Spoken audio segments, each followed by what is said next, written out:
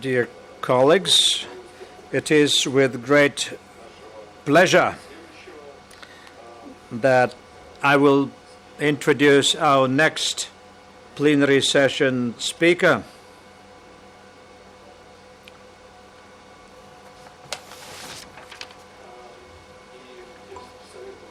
I've just talked to René on how to pronounce his last name, Kizilcec, with the accent on the last syllable.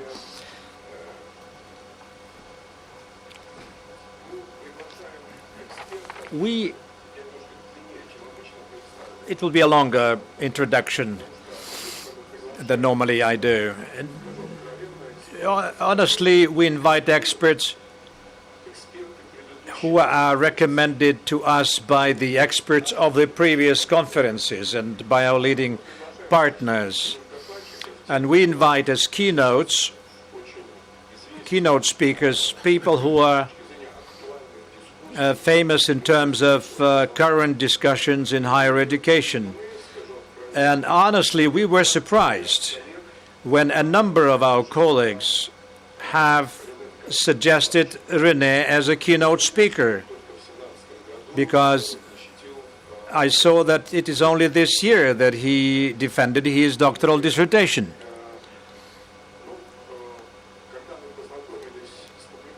When we looked at his publications, I realized why he got invited.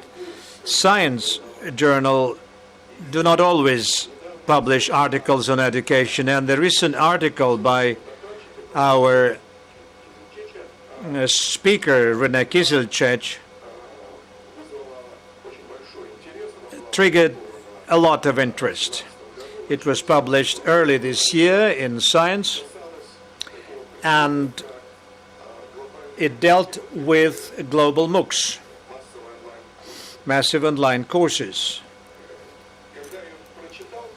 When I read the article, I felt envious about how people can really target precisely an object for their study. And I'm very thankful to René for coming. It's not just an interesting case, but a model for our budding scientists who choose bleak, peripheral, marginal issues and are afraid of big issues and interesting approaches and formulations of the problem. And this speaker shows that if you don't have fear, you can produce something really interesting. I will not, of course, retell the article.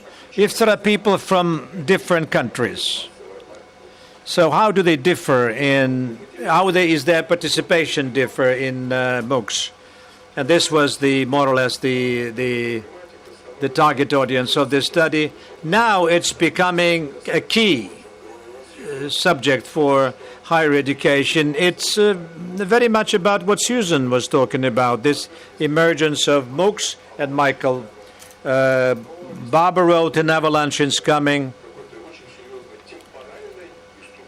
It brings about a temporal and structural change in higher education. Professor Kizilcec is now at Stanford and the head of a Center for Digital Learning, and then next year he's moving to Cornell, where he's taking a professorship and study, hopefully, same subjects. Thank you. Over to you.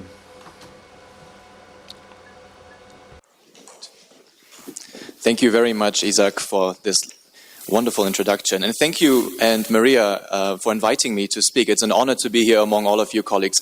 So in California, it's after an hour of sitting pretty normal to encourage the audience to stand up and stretch a little bit to get the blood flowing. So if you can and if you want, this might be a good time to just stand up after an hour of sitting, get the blood flowing, get the attention up, oxygen. It's very good for another hour of a talk.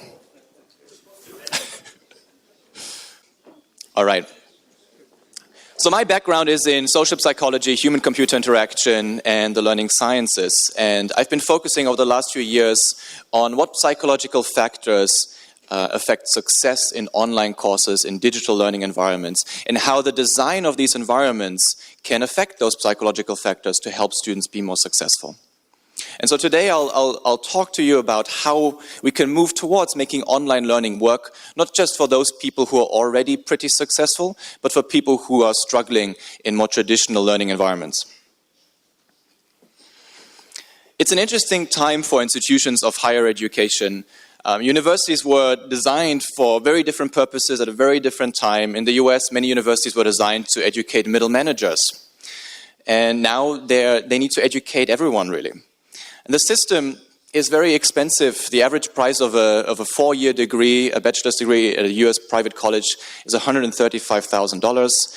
And despite that, only 59% of people graduate on average in a 4-year degree in 6 years. And it's much lower for shorter associate's degree programs. We also have big changes in the labor force. 75% of the labor force are projected to be millennials, the generation Z, by 2030. This is a very particular group of people who are much more demanding. They value flexibility, they value having social impact, and one of the things they don't value as much as previous generations is money. And that used to be really good incentivizing people. Another important statistic is that by 2030, 4 in 10 jobs will be gone. And the jobs that will be gone are those low-skilled jobs, and the jobs that will come instead will be more high-skilled jobs. And so the question is, where are all these people going to go? Where are they going to be retrained, reskilled to be effective participants of the workforce again?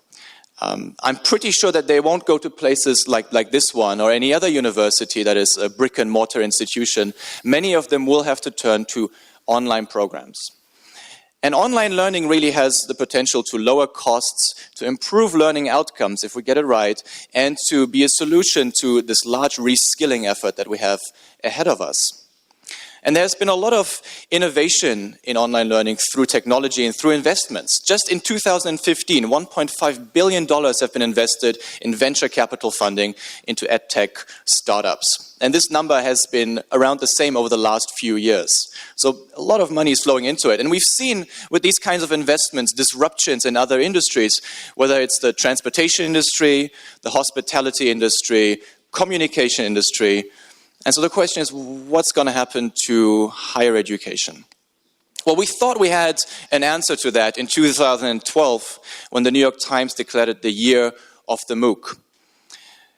And it was an interesting time. What happened was that Sebastian Thrun at Stanford launched his Intro to AI MOOC, which 160,000 people took. He then started Udacity, which now enrolls over 4 million students, and has shifted towards a professional development trajectory, helping fill that data scientist gap, the most sexy job currently. And another company is Coursera, that also was founded around the same time. Daphne Koller, Andrew Ng, starting this company, partnering with universities, as opposed to Udacity, which produced their own courses, to create courses that are open and available to anybody. They've created over 2,000 courses now, 25 million students have enrolled, and they've been really successful at partnering. Anand Agarwal, the CEO of edX, the second largest MOOC provider, back in 2013 declared that MOOCs are the new model of higher education with no race, color, sex, or wealth barriers. Well, that's great. We've solved it all, apparently. Well, clearly we were at this peak of inflated expectations in the hype cycle, right? It all seemed too good to be true. And lo and behold, we went down the roller coaster into the trough of disillusionment. It started off with realizing that completion rates in MOOCs are pretty low. Then we realized that most of those learners who are in those courses are actually pretty highly educated already, so that doesn't fit with the narrative. Then also there are very few of those learners who really need this kind of format that's free because they can afford a formal education. We found that SES is linked to lower completion rates. People with lower SES backgrounds, whether it is in the United States or globally, are less likely to complete. Women perform lower than men in many courses, mostly STEM courses. And MOOCs have been called a neo-colonialist approach to spreading education. So that's all pretty bad, but it got worse. Just a few days ago, Udacity declared the MOOC as completely dead. But what I thought was interesting in this article was Sebastian Thrun's statement. This was about a pilot that they did and was considered to have failed with San Jose State University. And what he said is that these students were from difficult neighborhoods without good access and all kinds of challenges in their lives, and it's just not a good medium for them. Well, that's unfortunate, right? Because we have these global educational disparities where online learning could actually have an impact and do some good in remediating some of these, because this hasn't changed much over the last 10 years. So how do we make this work if we want to not only address the changing labor market, but also address the global inequalities that we are facing in education today? Well, access, which has been the main discussion around MOOCs providing more access alone, is not sufficient to ensure learner success. And much of my work has focused on the second component, the second ingredient which is necessary, which is the support aspect. How do we support learners in making use of this access in ways that are productive and get them to where they're trying to go?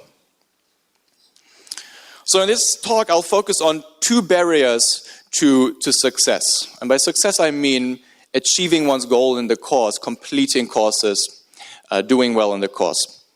And the first, and this is based on research over the last 5 years, looking at why learners are successful, why are they unsuccessful, that has identified two important barriers. There are more, but these two are pretty actionable, and so that's why they're very good. It doesn't mean that barriers such as infrastructure, having a bad internet connection, are not important. They certainly are, but they're a little bit harder to remediate from this end of the MOOC. So looking at low self-regulation skills, learners who don't know well how to learn, how to go about learning, especially in an online course, and social psychological threats, which can affect motivation and lead people to drop out. So first talk about self-regulation. Self-regulation is a topic that has been studied for a long time, and there are many ways to think about it and to classify different ways of self-regulation.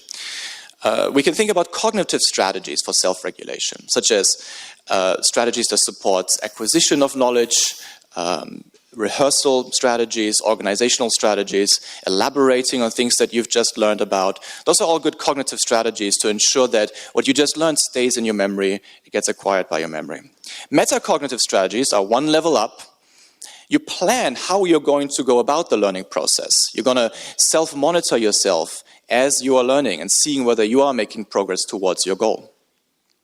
And finally, there are resource management strategies, such as seeking help, especially at the right time, and finding an optimal environment to study. So the question is, which of these strategies might MOOC students lack, and how could we impart some of these strategies? Right? How could we teach them to use some of these strategies? So we tried to answer the first question, which strategies are effective in a MOOC environment? And to do that, we asked learners at the beginning of the course which kinds of strategies they tend to use using an established measure. And then we looked at how successful they were down the line. And what we found is that there were two strategies in particular that seem to be highly correlated with success in MOOCs. One is goal setting, and the other is planning. And those both predicted completion. So we went about a second study where we tried to tell students, hey, these are the strategies that are really helpful, you should do them. We went to great pains there, really. We conducted an experiment, and we gave some students real testimonials from other students, talking about other successful students. We invited into the lab, and we asked them for their strategies. And this was done in Latin America, actually. So we had these Spanish testimonials from students who were taking the same course, talking about all these strategies. We classified them nicely, and we presented them. We asked students to tell us how helpful they thought these strategies were. And we asked them to elaborate on how they're going to use them in the course. We were disappointed to find that it had no effect whatsoever. Students thought they were very helpful, but it had no effect on how far they got in the course or how successful they were in the course. Okay? So just telling students that these are strategies that are useful isn't good enough. We need to actually help them apply those strategies. And that's what led to this first study around helping students commit and make plans. We are building here on established work in psychology, two intervention approaches, one called mental contrasting and the other called implementation intentions. Those were developed by two researchers, and when they got married, they realized, hey, our interventions work well together. And so now they're combined very often as mental contrasting with implementation intentions. So what do these strategies do? Mental contrasting is a way of building commitment and striving toward achieving your goal. You're thinking about the positive outcomes that come of achieving a goal, and then you're thinking about the obstacles that are in the way of achieving that goal. Right? And by contrasting those two, right, I might get a raise at my job, but I don't have much time because of my family. Right? By contrasting those positives and those obstacles, you can raise commitment if the positives outweigh the obstacles. The second strategy is implementation intentions, which is a way of making plans using an if-then structure. If this obstacle comes up, then I will do some actionable solution. For example, if I'm too tired in the evening to watch another lecture in the MOOC, then I'll make myself a coffee and I'll watch it anyway. So what we did is we tested this strategy in randomized experiments in MOOCs across two different courses. We implemented it as a short activity right at the beginning of the course. Took the typical learner 8 minutes to complete it. And one other thing that we wanted to test here is whether there were cultural differences in effectiveness. Because in contrast to all the prior work, and there have literally been hundreds of studies on mental contrasting and implementation intentions, none of them have been done ever in more collectivist cultures and more Eastern cultures. And so we were interested, does this strategy, which if you look at it, seems like a very Western individualistic approach to goals pursuit, does that work in more collectivist cultures? We did a cross-cultural survey to start getting a sense of how people in India were thinking about this strategy. And we found that they thought it was oversimplifying the complexity of real life. They thought it was too linear. You know, I can't use if-then to navigate my life. I have other social obligations that I need to take care of. So here's what we found in the experiment. This is the control condition, and we classified learners based on which country they were from, using the IP address. Okay? Individualist countries include the United States, Germany. Collectivist countries include China. Russia falls right at the border between collectivist and balanced, but is a balanced country. And this is using Hofstede's index of individualism and collectivism, which is an established measure of individualism that fits actually really well in this context because of the population that it was used to establish this measure. So we're seeing no differences in the control condition. But we're seeing a huge effect in individualist countries following the MCII treatment. Learners in that country were 32% more likely to complete the course, and no effect in balanced and collectivist cultures. We replicated that effect and found the same pattern. People in individualist countries benefited from this strategy, which was developed in individualist countries, but people in balanced and collectivist countries showed no effect.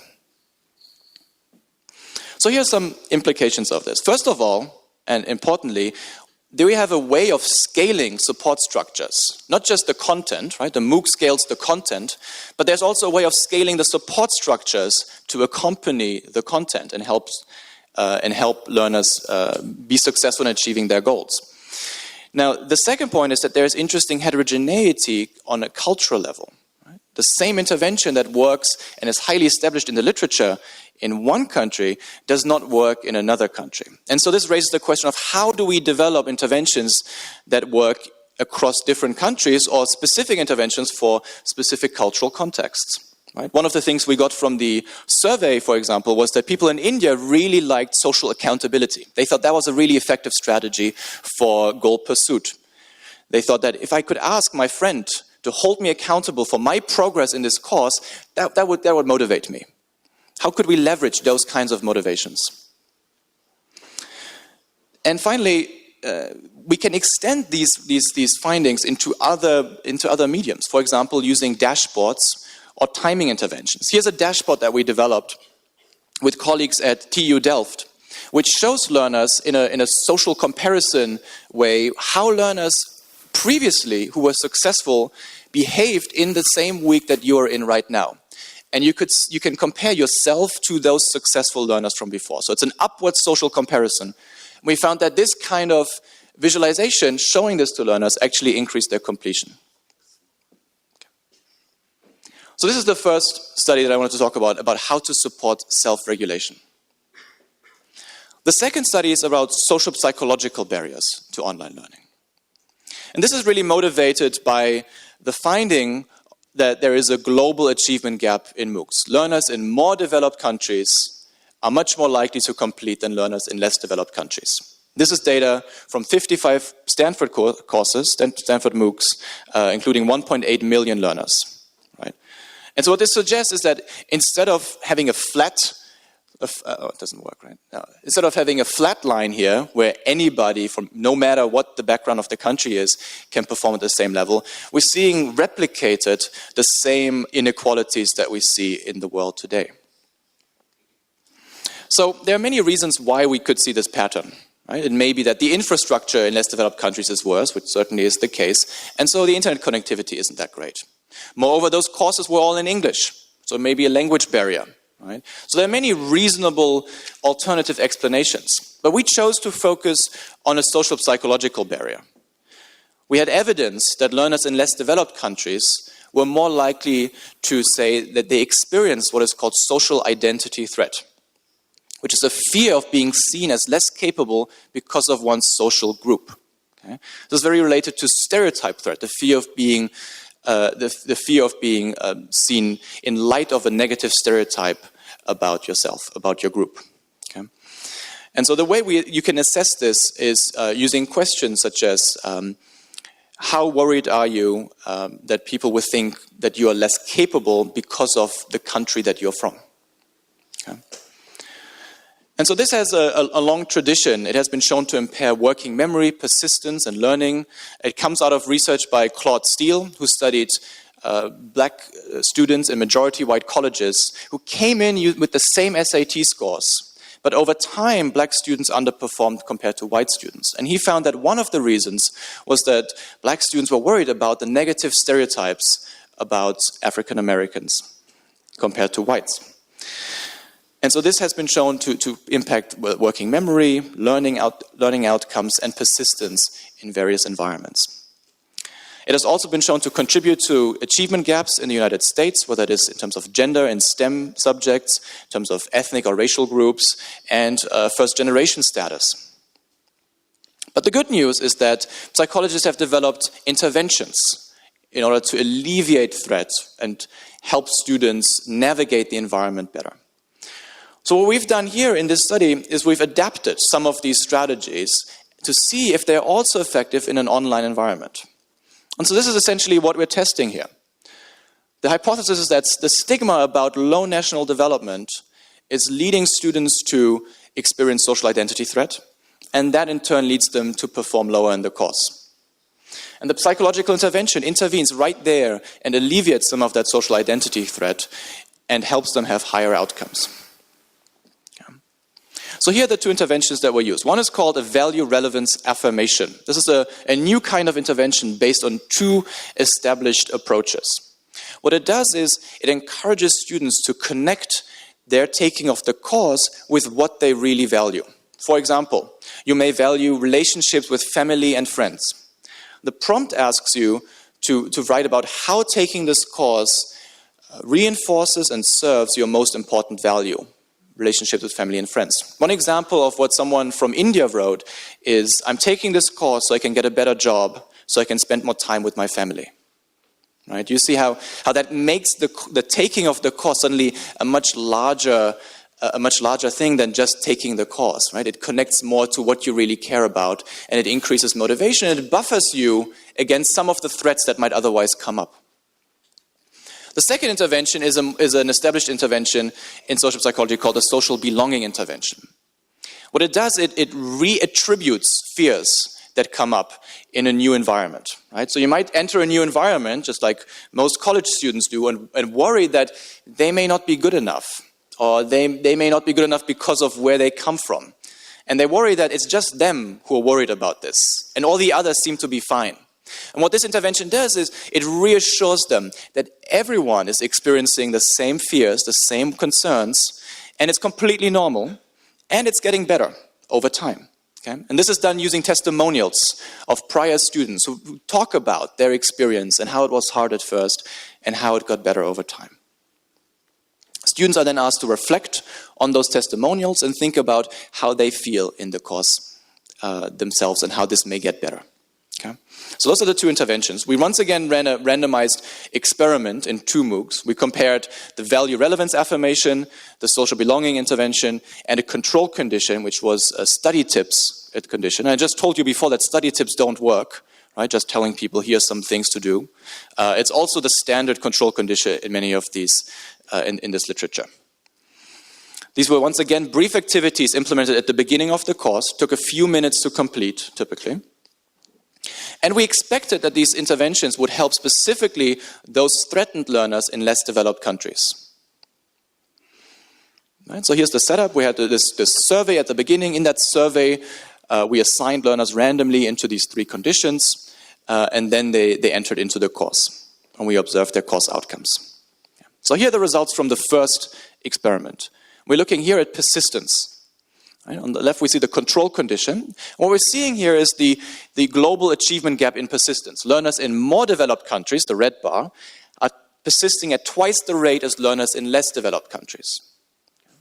So what happened in the 2 intervention conditions? We're seeing that the learners in less developed countries are persisting now at the rate of learners in more developed countries, sort of closing that global achievement gap.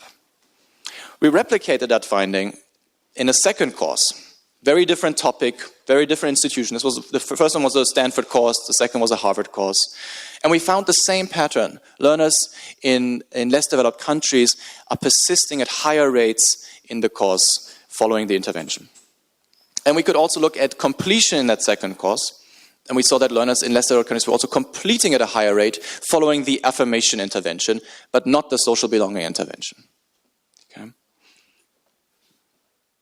So here are some takeaways from these findings. First of all, that we tend to think about tangible factors when we think about access to education, right? The infrastructure, the hardware, the software in an online learning context. But what we tend to forget is the somewhat more invisible psychological environment in which learners are taking these courses, right? And this may very well be related to the fact that many of these courses are coming from rich, developed nations, especially elite institutions putting these courses out, and this can be a threatening experience for learners coming from less developed countries who do not have access to such institutions.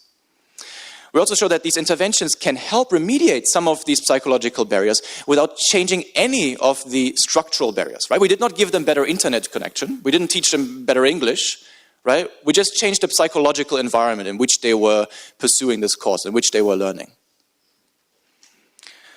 Identity threats, social identity threats, and belonging are concepts that matter globally, not just in the United States, where they've been mostly studied. They matter at a global scale.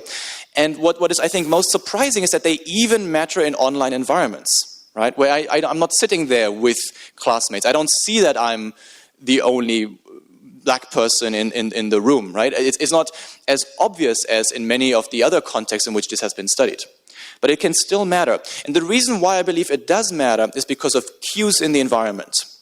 There are little cues in the environment based on how the course was created, based on where it was created, based on who created it, that signal a difference in status, a difference in who can be successful in this course, who this course is designed for. And those triggers, those cues can trigger identity threat. And they may be inside of the course, or they may already be in the marketing of the course early on. And so we conducted a study recently to analyze what those cues are doing and how we could change some of those cues. So I just want to tell you briefly about that study too. It's around reinforcing the STEM gender pipeline, using some of those sociocultural cues of inclusion. So I looked at our Stanford online course offerings. And there was one course in particular that I thought was very interesting, which is this probability and statistics course. A lot of money has gone into developing this course for many years. Candace Hill, a faculty member from CMU, took this over from CMU to Stanford. It was part of the Open Learning Initiative. It is really one of the best introductions into probability and statistics that you can imagine. Right? Millions of Gates funding went into developing this course. So what was the gender ratio in enrollment in this course? I was quite disappointed to find out that it was only 25%. Right? This is like the course to get you up to speed on probability and statistics, that only 25% of women are enrolling in this course. So we did a number of things to try and improve this. Right? The first thing is changing the picture of the course. Right? Before you had this I don't know what that is even. I mean, it's lines and equations and techie stuff. Right? And techie is associated with men, right? And so we changed that to something that is a little bit more welcoming, right? So more accessible.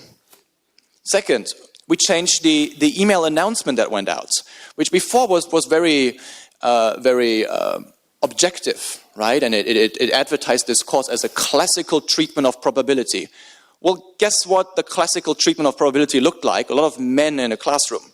Right? So we wanted to change that and make sure that the messaging around this course was open. So we changed it to something like this. This course provides a fair and inclusive learning environment to support learners of all backgrounds. Make explicit what we want to be explicit. Right? We want learners to think that. Why don't we say it? And the third place is we included this paragraph, a statement of inclusion, and it being a supportive environment at the beginning of the course before learners enroll. Welcome. So what did we see? So here's the data that we saw before we made these changes. Okay, there was one time that the course had already run using the previous picture and text and everything, and that was this 26% enrollment number. Then the course started again, and for 22 days it ran, and we saw 25% female enrollment. And then we made the changes. Right, all those cues changed at the same time. And what did we see? Enrollment jumped to 30%, right? And so that's not fixing the whole problem, but it took me literally 10 minutes to make those changes, right? And if 10 minutes can produce a 20% increase in women's enrollment, then that's pretty good, because how many of those 10-minute changes can we line up to get this number up even higher? In case you're wondering, the increase is not because fewer men enrolled. In this kind of literature, that's always an important thing to check, right? Oh, did we hurt the poor men? No, it was just that women's enrollment went up. Okay, men enrolled at the same rate. Women enrolled at a higher rate. It's also important to note that those additional women who enrolled did not perform any worse, right? Grades stayed on average the same. So let me conclude and leave enough time for questions. So we have a dynamic university for a dynamic world is the topic of this conference, and I've told you about how we can make online learning work for everyone, how we can move towards that high goal that we have in mind, and it's a challenging proposition. We've seen a lot of work in online learning before, a lot of work in distance learning, and I believe what this work has shown us how to do is how to make online learning work for some people, specifically those people who are already doing pretty well in traditional environments anyway. And so the next frontier really here is how to make it work for people who don't do so well in traditional environments, how to make it work for learners who don't know how to self-regulate very well, who are experiencing identity threat in these environments. So I want to leave you with a few thoughts on how online learning and big diverse data that can be harnessed from these kinds of environments can change the dynamic university and institutions of higher education more generally. First of all, I've shown you how online learning can be used to support lifelong learning and reskilling. Right? It's an important domain where online learning will become more and more important. Second, I think it's important that we embrace heterogeneity. The science of interventions is still nascent. Right? We know very little about when what works for whom. But those are exactly the questions we need to answer. And to be able to answer that, we need large amounts of data. And we need to not just look at average treatment effects, But we need to look at the heterogeneity. We need to break it out by groups and see, does this work for whom? Just like with the cultural analysis, right? This intervention works, but only for people in individualist cultures. And I think moving more into experimentation is an important part of this, right? Because we need to admit that we don't know if things work. And that is very hard, right? If it's a Stanford course, it has to be a good course because it is a Stanford course. But that's not true. Right? It may not be the best course. We can still improve it. And the only way we can find out how to make it better is by testing things and seeing how to move forward, by experimenting with it. And we've been very afraid of doing that. But I think a dynamic university does embrace experimentation and trying to improve iteratively. More generally, I think we can use online learning and diverse big data to advance the learning sciences. We thought at the beginning, especially with the MOOC hype, that, well, we don't understand learning very much. So let's just put a computer in there, and then we will understand learning, right? Because it's going to collect all the data, and we'll just analyze it, and then we'll have the answers. And it turned out that that didn't work out that way. But the question is why? What was it that went wrong? What did we not collect? What were the assumptions that we were making that did not come out true? Right. I think there is an opportunity to understand learning thanks to the data that can be collected and the ability to do experiments at large scale that we need to harness. And finally, and this is something that I have not addressed in this talk, but I think it's a really interesting topic for research, is data-enriched credentialing. Right? Not only are these environments collecting a lot of data that can be used for research, but it can be also used to credential what a student can do. Right? Imagine you had a LinkedIn that could connect into your university records of how you've done across your 4 years in the school, what your scores were on all the homeworks, how you were participating in class. I'm not saying that's a good idea. I'm saying that it could provide a lot of data to employers about what the student can really do. Right? And I think a big problem in this case is the models that are being used to make those decisions, for deciding that a person is good at coding in C++ and data management, or whatever the skill is that you're looking for. But what we can do, if we get this right, I believe, is we can move more towards a competency-based model, about which we heard much yesterday in a wonderful session, where employers can see what exactly a person is able to do, what that person is not so good at doing, and hire in a way that is more transparent and give students more that they can use when they are applying for jobs. So how do we do this is a big question. And I think my colleague Scott Clemmer at UC San Diego has some interesting ideas around using portfolios, which are often used in design.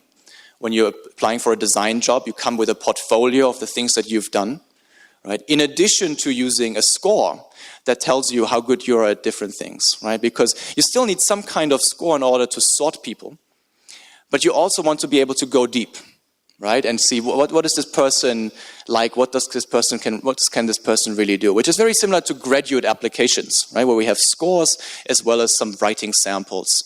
And so a combination of the two, where you can go deep and broad and learn about this person in more ways than this person has a physics degree and he got an 80%.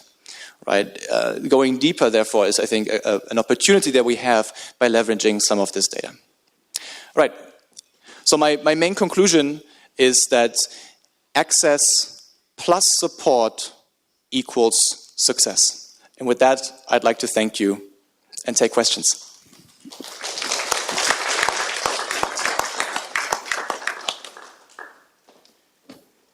Thank you. Thank you. We are very fortunate to have time for questions. And René, I will switch into Russian, so please take your headphones. Пожалуйста, уважаемые коллеги, у нас есть... Dear colleagues, we have time for questions. Please.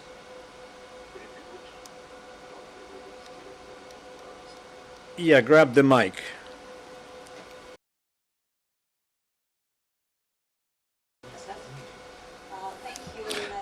Very much for your presentation. It is clear, profound, and emotional. And if you don't mind, I would like to ask you two questions. The first one is, I do not make any introduction. My name is Uliana Zakharova. I'm from Tom State University. So the first question is, do you see any limitations to the results that you had in the first study?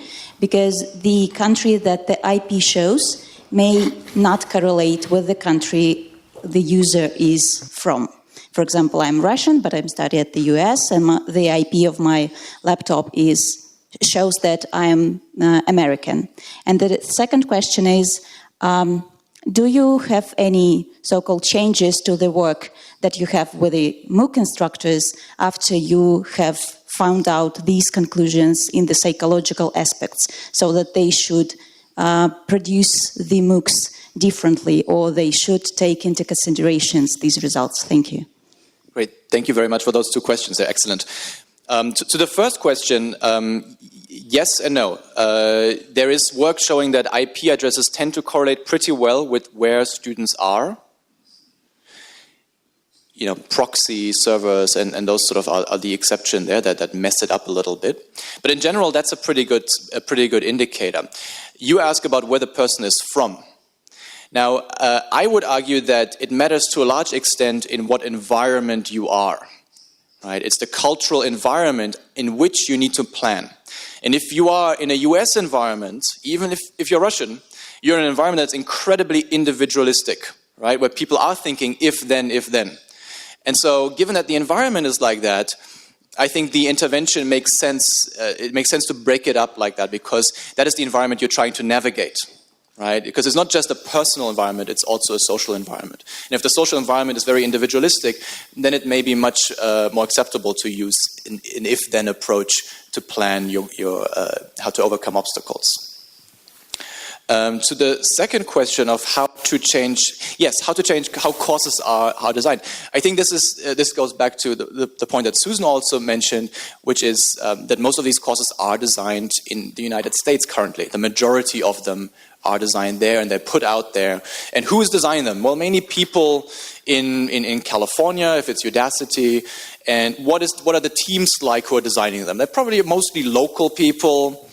And so they might put in references into these courses that make no sense to someone elsewhere in the world. And it's hard to notice this. It's hard to notice when you're imbuing your values into content, into an environment, right? Because it's natural to you, but it might be quite foreign to people around the world. So I think the solution there, or one way to approach this, is to have a review process where people from around the world are reviewing with you the content and noting where things might be that don't make sense or that are odd in the content and in the presentation. I think also that Khan Academy, which isn't technically a MOOC, they've adopted an interesting approach to this, which is to ask instructors from around the world to re-record videos in their native language and to change the examples if it makes more sense to use a different example that is more contextualized in that country. Right? And so if you're going to Khan Academy, you can watch the videos in different languages, but not only different languages, but also in different contextualizations. Right? And that's an interesting approach to the problem. Video is, of course, a medium that is quite expensive if you want to produce it at high quality. And Khan Academy has never cared about the quality aspect in terms of the production. It's pretty simple, and that's a good thing, because there's very little research showing that high production video produces better learning outcomes than low production video. Right? They're pretty similar. So those are some of the approaches that I think would be helpful: peer review and using contextualized generation of content.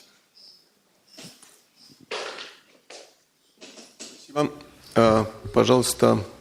Да, пожалуйста. You're welcome. Press the button. Здравствуйте. In English, last time I visited Coursera, absolute majority of the courses were non-credit.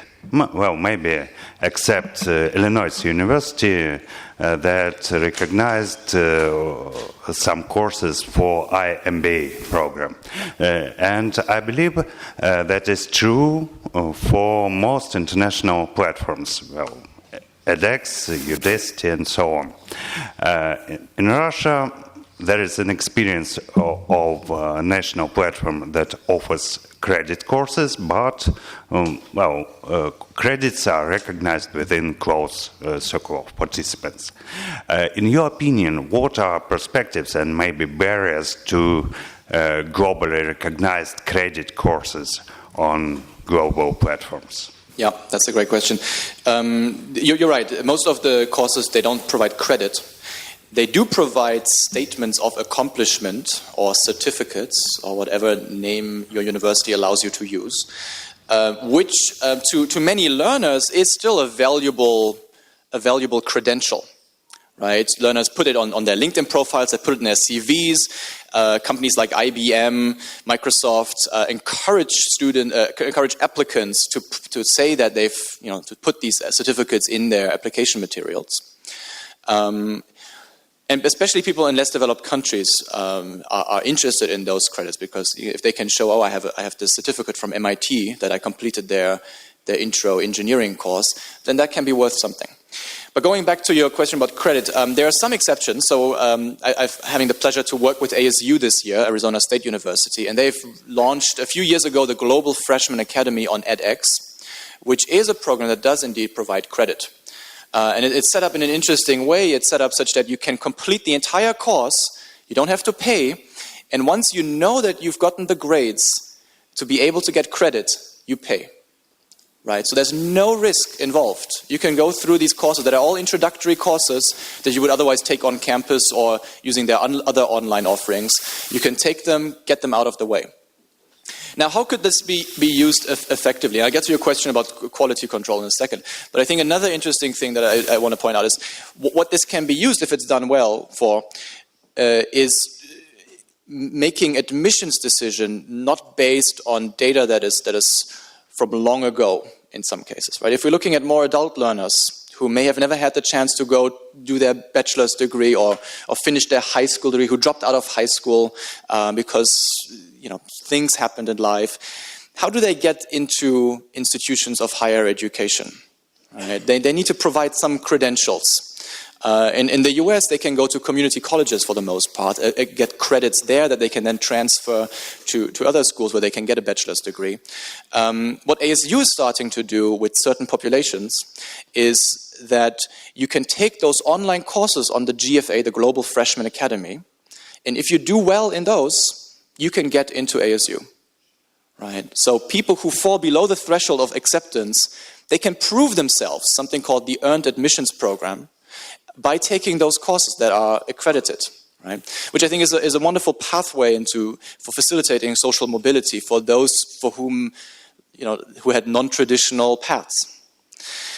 Now, to your question about quality control, that is, of course, an important one and one that has been contentious, but one that people have become much more comfortable with, especially if it is only early courses. Right, so MIT has the MicroMasters, right, and they're willing to give out those MicroMasters and transfer those units over to MIT. ASU has the GFA courses, and what they do is they make sure that the outcomes that you see at the end, the exams, are the same. They have proctoring, where there's a camera watching you while you're taking the exam. They have various methods of making sure that the identity of the learner is certainly there. And they're trying to make the course content as good as possible to match what is being done in an on-campus class. So there are a couple of checks and balances, large quality control groups that are going through, and especially the identity piece is one that people have put a lot of attention into to avoid cheating. Thank you for the detailed answer. Спасибо. Пожалуйста. Dennis. Язык High School of Economics. Thank you for your lecture. There were a lot of eye-opening moments, and I believe it was very clearly stated that we face few challenges with MOOCs right now: lose of interest, motivation, self-regulate learning.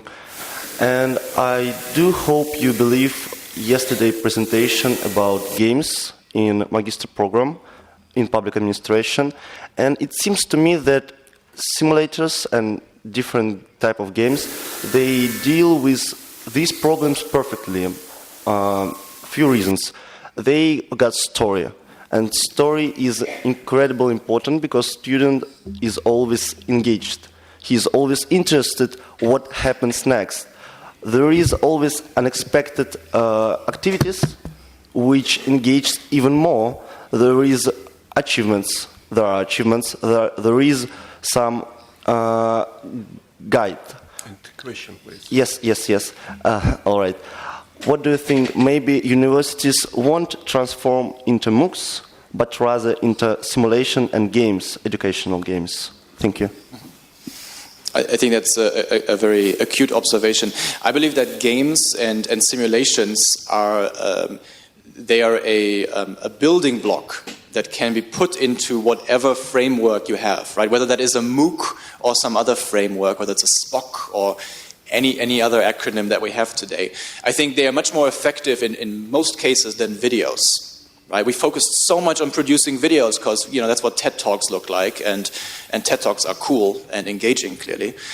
So we need to make videos. And we used to because we lecture, right? And lecturing is what we've done for years and years, and so why not do that via video now? Whereas, almost all the research shows that simulations can be more effective if they're done well than video, right? Much of reading, like if you're reading slides, is often more effective than watching a video. Video is pretty crappy at producing learning outcomes. So using simulations well, and there are many people who've done great work on that at Stanford. Carl Weinman, who's a Nobel laureate in physics, has devoted his research to creating really good physics simulations, right, for students to understand what is going on. So I think that is a method that is very effective, especially when it can recreate some of the things that get lost in the online format. For example, if you're studying physics or chemistry, you don't have a lab, right, in which you can experiment.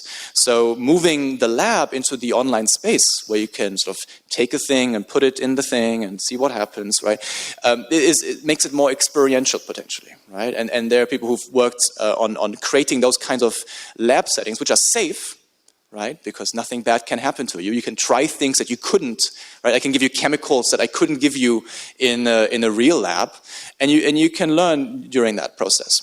The important thing with simulations, they take much longer to develop than most videos, and they take a lot of guidance, right? Guiding students through those simulations, picking them up where they come from to make sure that they're not overwhelmed with the simulations. And the other important thing, once again, is making sure that those people who create the simulations don't accidentally put in cues into those simulations that might raise identity threats and threats to belonging. Right, so once again, that same issue will reoccur in whatever content we produce when that content is used by diverse people. Right? If it's just people in the classroom at Stanford, fine, right? Because that's not a very diverse group, relatively speaking. Right? But if it goes out to people around the world, then we need to be careful about this.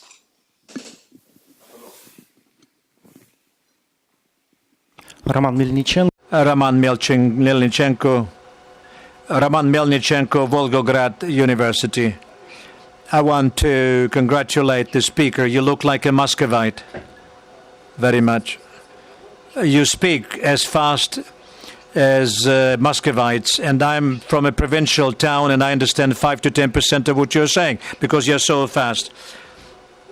I'm an advocate of this. I'm in your pool. I have my online project. I see a big problem in digitizing, in face-to-face exclusion of face-to-face communication, because communicative competences here do not work. Whether you agree or not, we need cyberization, combination of in-person, face-to-face, and digitized online communication. What do you think? Hybrid.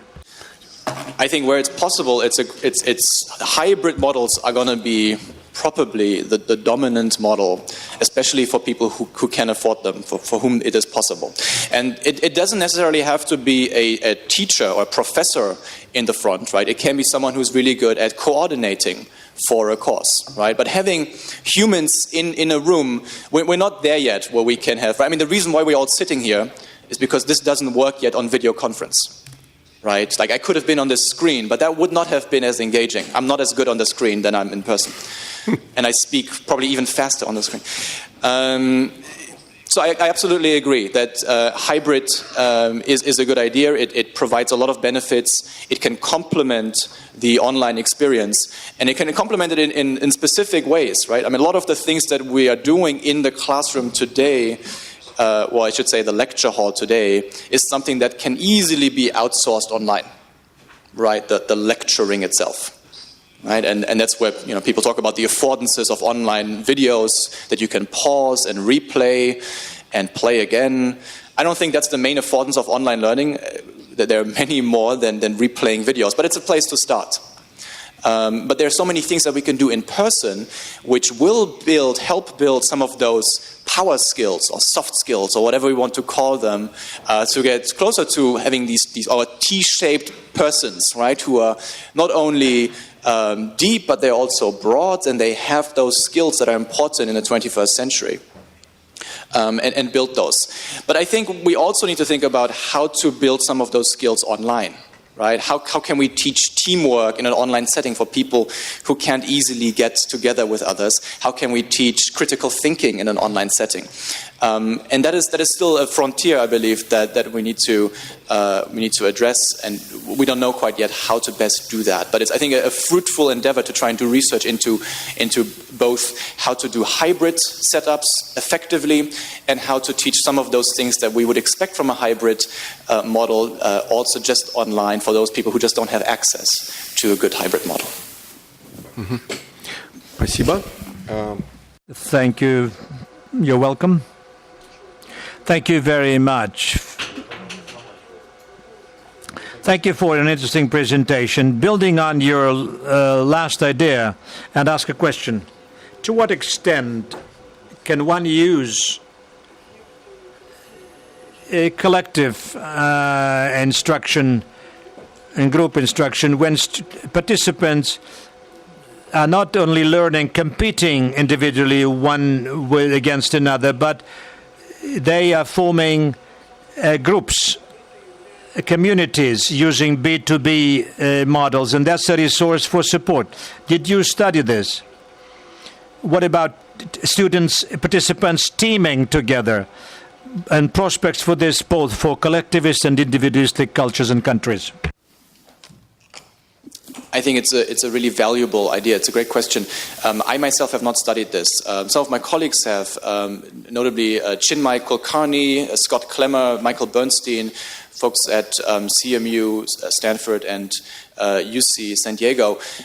They've done interesting work around peer grading, where peers are grading each other, which sort of moves into that direction. But more importantly, they've done work on discussion groups. So they've made a setup with, this was inside of MOOCs, they made a setup where you use a Google Hangout, and you're bringing together people from around the world to discuss topics in a guided fashion, right? Maybe you just learned about prototyping in a human-computer interaction class. And you're then asked to discuss a certain prototype, the merits of how good it is or how bad it is, what could be done better. And it's very nice and guided. And students from all over the place come together into this session for 20 minutes, half an hour to discuss. And one of the interesting findings of this work that he's done is that when you put together students from more diverse places in the world, then the grade on the next assignment that is related to the conversation is higher. Right, so leveraging diversity in these sort of short communities that you can build can actually be an asset. And so Chinmay has done some excellent work on how to leverage some of the diversity that's available in online learning environments where people come from around the world. How to do that effectively in the classroom? I know Pia Dillenburg in Switzerland has done some interesting work on using MOOCs, having students come into a classroom and give them the MOOC to do together. So you've got students who would otherwise do it in their dormitory, and watch the online course, but they do it together. And so they pause the video and talk about things completely naturally. He didn't ask them to pause the video and talk about things, right? It just happened because they were together in a room and they discussed, they elaborated on that knowledge, applying some of those self-regulated learning strategies, because these were pretty self-regulated students already. But so there are interesting models there when you bring people together, bring the technology into the room, of things that can happen.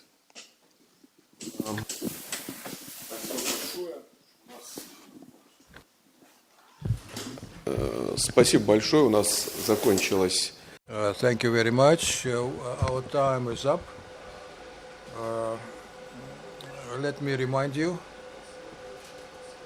we have a very busy program of roundtable discussions. Now I announce a coffee break through 12:30. Today will be the final day of the conference, and I'm looking forward to very interesting morning keynote presentations. Please remember that tomorrow too the conference will start at 10 o'clock sharp. Thank you again, René.